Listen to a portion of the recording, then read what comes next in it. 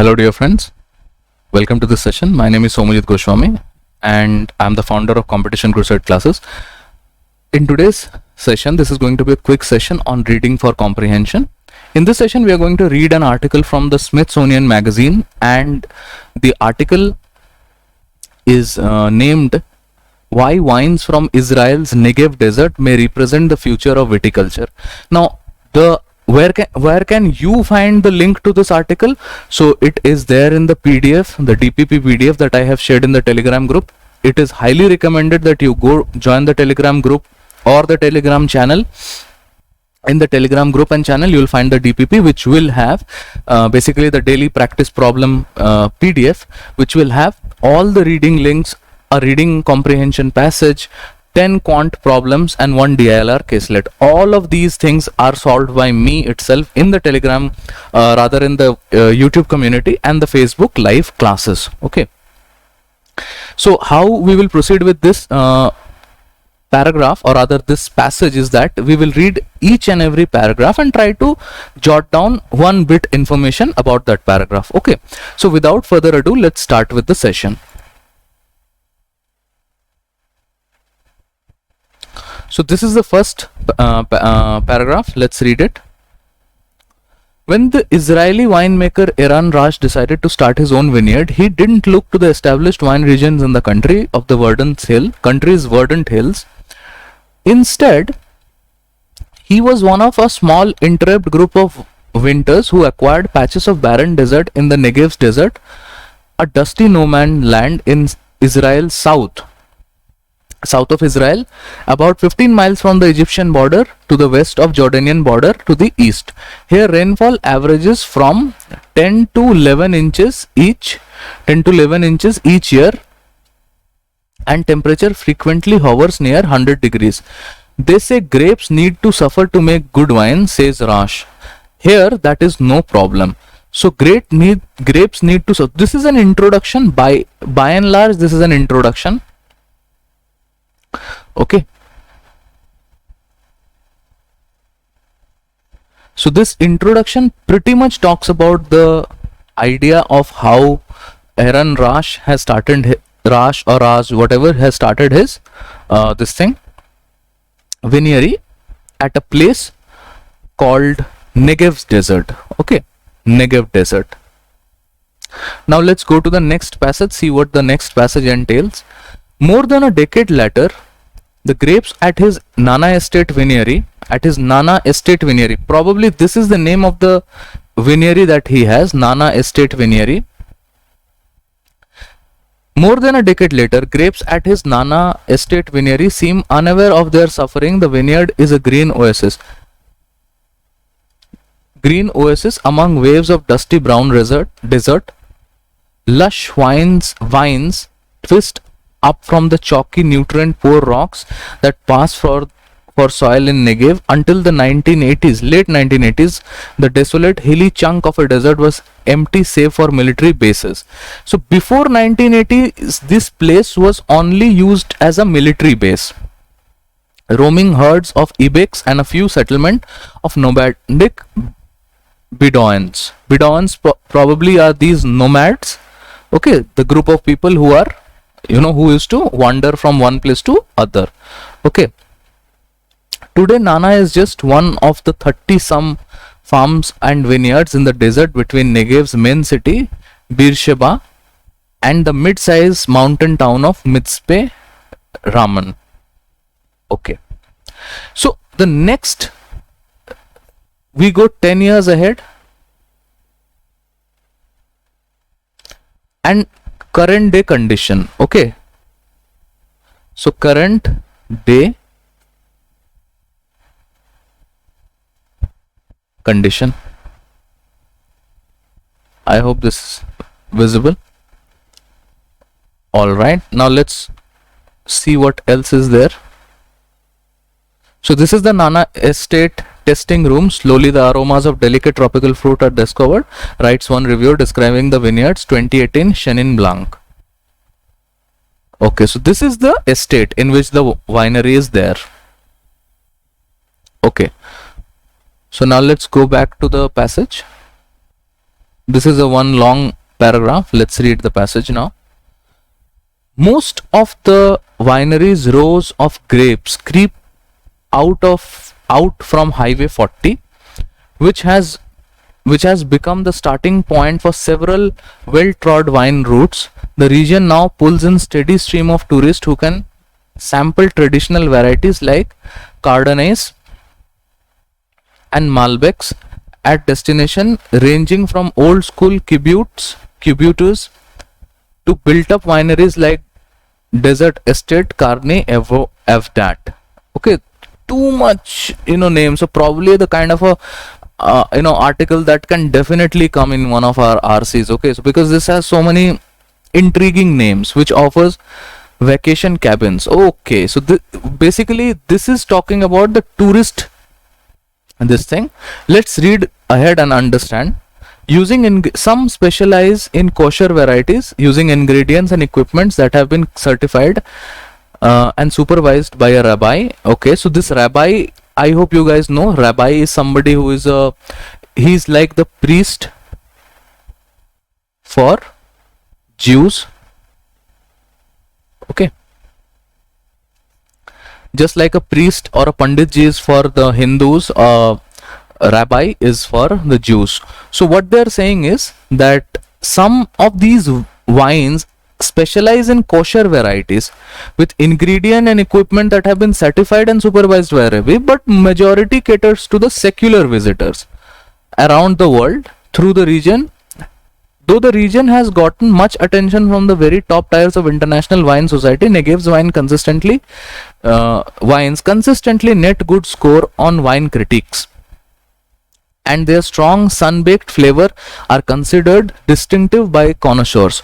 Now, what can we say about a connoisseur? Connoisseur is somebody who is an intellectual. Okay, intellectual का मतलब हिंदी में if I have to explain, बुद्धिजीवी or somebody who knows about his thing. Okay, so somebody who is probably a connoisseur of books knows a lot about books. Somebody who is a connoisseur of wines knows a lot about wine. So probably somebody who does a lot of wine tasting. Okay, so this Negev wines, a part of which Aaron Rash has, Negev wine consistently scores good reviews among the critics, and it also has a distinctive consideration among the connoisseurs. On the popular wine app Vinyo, the user generated rating for the Negev's wine hover around 4 to 5, which basically means that the wine is doing substantially well for itself. Okay, a review from the BBC praises the Merlot at Carme Avdot for its unique salty desert taste. Okay, a review from BBC praises the Merlot at Carme Avdot for its Merlot. So Merlot, I think probably is this wine. Merlot is going to be wine, and at Carme Avdot for its Carme Avdot is again, I think, going to be one of the wineries. This winery is going to be different from what this Aaron Rash has. And this one, Merlot, has a unique salty desert taste. So many things we could decipher from this passage. Okay, and I am pretty sure that if you guys will take a pen or a pencil and you guys start scribbling, you guys will also be able to do that. Let's go to the next paragraph.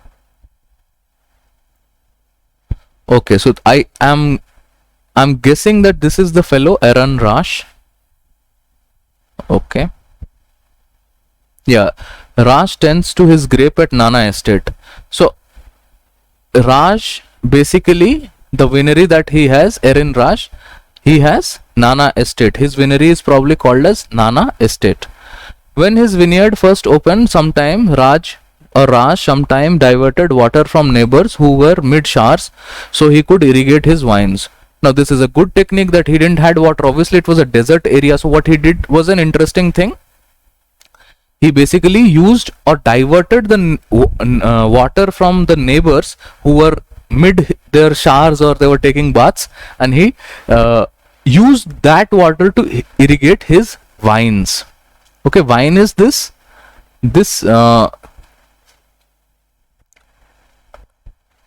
this entire collection of grapes planted, this is the vine. Okay, this vine is separate from wine. Okay, this is totally separate from wine. So just because there is a vine written, it has got nothing to do with the wine, although they have a similar meaning though. Okay.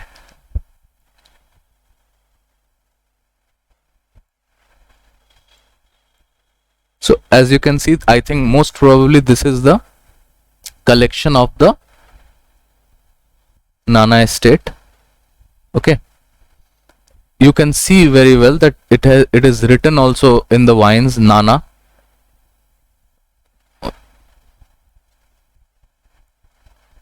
Marketed with the slogan ancient tradition modern wine. Okay, so this is an interesting, so there is a slogan, Nana estate is innovating to adapt to climate changes. Now I think the passage will change a little bit to climate change ka thing, but it still ages its wine in wooden barrels. So they are using, or other words, they are innovating new methods to adapt to the climate change, and yet they are still using the age-old method of wooden barrels to, you know, age the wine. Lot of pictures. I hope the picture is clear. You guys can see it. At Nana Estate, Raj surveys the grounds. Severe heat and little water confer at least one advantage: fewer wine ravaging pests than a more temperate climate would breed. So one of the benefits that he is getting is that they don't have pests that basically eats away the plants.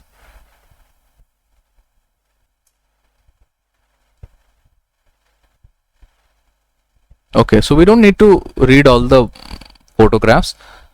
That is not important. So we'll read these paragraphs now. They are reputable and they're critically acclaimed in many regards, says Greg Gambetta, professor of the Institute of Wine and Wine Sciences at University of Bordeaux in France. Okay, understand, this is now a different context. From Israel we have gone to France. And what does this professor Greg Gambetta, Professor Gambetta says, I think it shows us the limits to which you can push some of these varieties that's really valuable. So he thinks that how you can push these varieties is really valuable. Technologies developed in the Negev's extreme growing conditions are drawing attention from traditional winemaking region, which is not in the desert. So some of the technologies that they have used in Negev's, which have been coping with higher temperature and less rainfall than years past. In 2019, wine production in Italy and France fell. Spain, it dropped. The International Organization of Wine and Wine attributes those declines to the change in climate. So yes, there is a climate change. Yes, there is a decline of the wine production in countries. So if I have to probably write, so decline in wines.